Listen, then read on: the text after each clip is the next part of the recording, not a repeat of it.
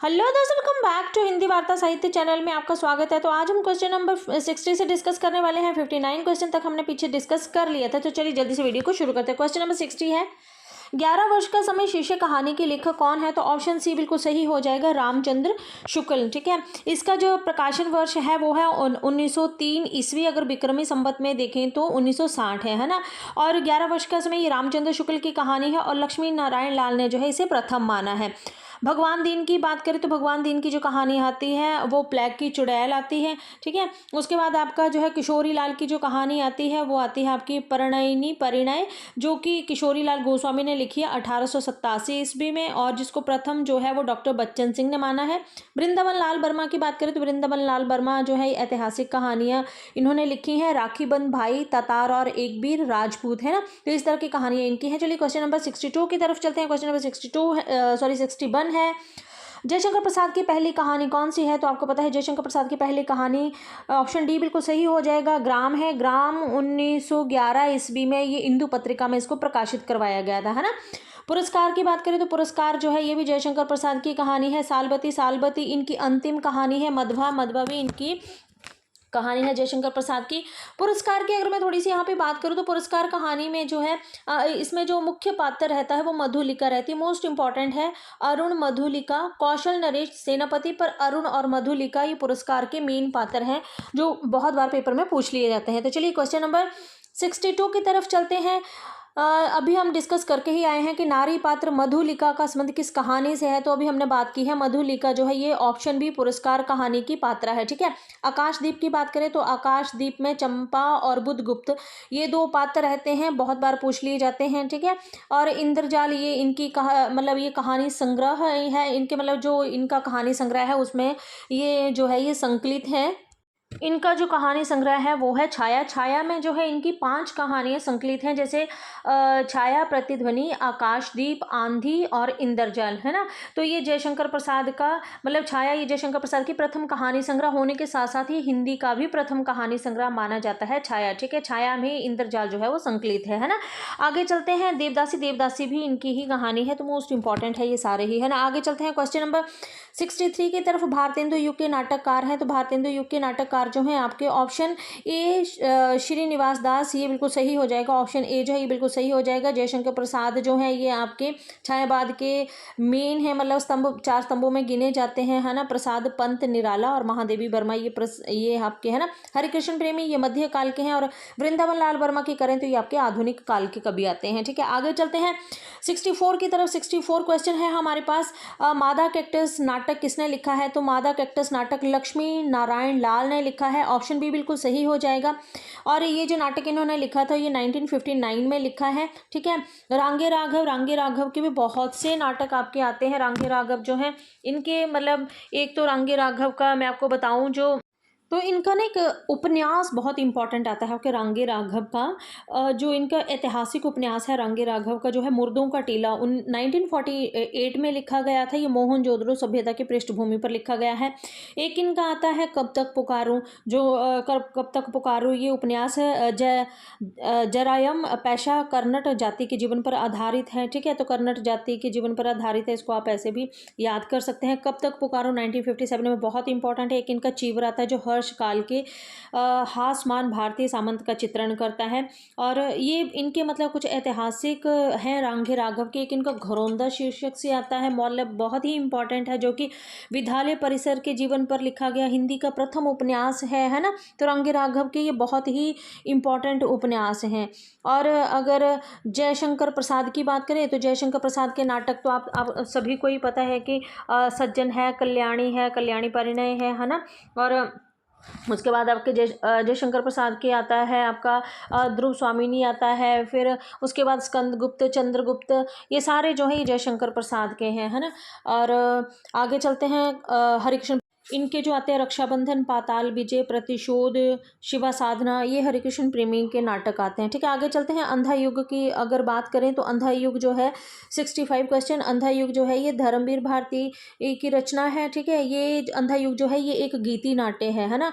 और गीति नाट्य होने के साथ साथ मतलब ये इतना इम्पोर्टेंट है, इसमें क्या है कि महाभारत के युद्ध का जो अंतिम दिन का था ना, उसका वर्णन जो है वो यहाँ पर किया गया है। अगर हम धर्मवीर भारती के अगर नाटक की बात करें तो इनके और भी आते हैं, वो नदी प्यासी थी, नीली झील, आवाज़, है ना, आवाज़ की नीलामी, इस तरह की जो है इनकी बहुत आती हैं। तो मतलब ये बहुत इंपॉर्टेंट है। आपके भारतेंदु को आपको पता ही है, भारतेंदु के मतलब जो भी नाटक आते हैं जैसे विश्वस्य विष्मौषधम, है ना, फिर इनका नील देवी बहुत ही इंपॉर्टेंट आता है, सती प्रताप भारतेंदु का अधूरा नाटक है, ये भी बहुत इंपॉर्टेंट है।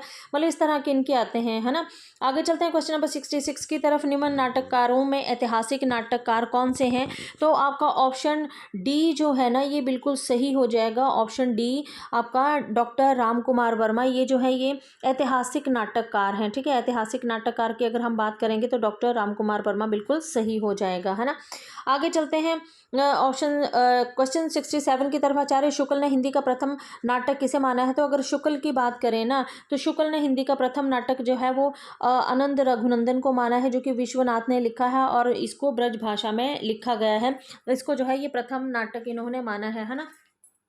वहीं पर अगर थोड़ी सी बात अगर हम नहुष की कर लें, नहुष नाटक की अगर थोड़ी सी बात करें तो नहुष जो है ये आपका नाटक, ये जो है ये गिरिधर दास ने लिखा है और भारतेंदु हरिश्चंद्र ने जो है इसे प्रथम नाटक माना है। और मैं बता दूं भारतेंदु हरिश्चंद्र के पिता हैं ये गिरिधर दास। ठीक है, शकुंतला की अगर हम बात करें, शकुंतला नाटक जो है तो ये जो है ये राजा लक्ष्मण सिंह कृत द्वारा है, शकुंतला नाटक, है ना। ये 1862 ईस्वी को इसको जो है इन्होंने द्वितीय मतलब दूसरा माना था, है ना। और जानकी मंगल की अगर हम बात करें तो जानकी मंगल जो नाटक है ना आपका, तो इस नाटक की ये बात है कि आधुनिक हिंदी का पहला अभिनीत नाटक है जो कि शीतला प्रसाद त्रिपाठी का है, जानकी मंगल, है ना। और इसमें विशेष ये था कि इसमें लक्ष्मण का जो अभिनय किया था वो भारतेंदु हरिश्चंद्र ने स्वयं किया था, है ना। तो आगे चलते हैं 68 की तरफ। हिंदी की प्रथम एकांकी की अगर बात करें तो हिंदी की प्रथम एकांकी जो है आपको पता है कि ये ऑप्शन डी एक घूंट है, 1930 में लिखी गई थी, जयशंकर प्रसाद की है ना। अगर बादल की मृत्यु की बात करें तो 1930 ईस्वी में ये आपके रामकुमार वर्मा की है। कारवां जो है ये भुवनेश्वर का है। विशस्य विष्मौषधम जो है ये भारतेंदु हरिश्चंद्र का है। ठीक है, आगे चलते हैं। क्वेश्चन नंबर है 69। जोंक लक्ष्मी का स्वागत एकांकियों के रचनाकार कौन है? तो मैं आपको बता दूं ऑप्शन आपका जो आएगा ये ऑप्शन ए जो है वो बिल्कुल सही हो जाएगा, उपेंद्र नाथ अश्क। ये जोंक लक्ष्मी का स्वागत है ना। लक्ष्मी के स्वागत में एक मुख्य पात्र आता है रोशन, जो कि एक दो बार पेपर में पूछ लिया गया है। तो मैं आपको बता दूं लक्ष्मी का स्वागत एकांकी जो है ये आपकी उपेंद्र नाथ अश्क की है। उपेंद्र नाथ अश्क को यथार्थवादी एकांकी का जनक भी माना जाता है। अगर राम कुमार वर्मा की बात करें तो इनको आधुनिक एकांकी का जनक माना जाता है ना। सुदर्शन की बात करें तो इन्होंने तो सुदर्शन ने तो आपको पता है हार की जीत हो गया, फिर उसके बाद सच का सौदा, साइकिल की सवारी, पत्थरों का सौदागर, इस तरह की जो हैं ये मतलब इनकी रचनाएं हैं। उदय शंकर भट्ट की अगर हम बात करें तो उदय शंकर भट्ट का तो इनका मत्स्य गंधा और विश्वामित्र, है ना, ये दो जो है इनके गीति नाट्य आते हैं और बहुत ही इंपॉर्टेंट है इनके उदय शंकर भट्ट के। ठीक है, तो चलिए आगे चलते हैं क्वेश्चन नंबर 70 की तरफ। क्वेश्चन नंबर 70 है हमारे पास, उपेंद्र नाथ अश्क रचित जोंक किस प्रकार की विधा है? तो जोंक जो है ऑप्शन सी बिल्कुल सही हो जाएगा, ये एक सामाजिक व्यंग्य विधा है। ठीक है, उसके बाद आगे चलते हैं हम क्वेश्चन नंबर 71 की तरफ। प्रतिभा का विवाह, तो ये भुवनेश्वर का है। ठीक है, भुवनेश्वर का है, ये ऑप्शन बी बिल्कुल सही हो जाएगा।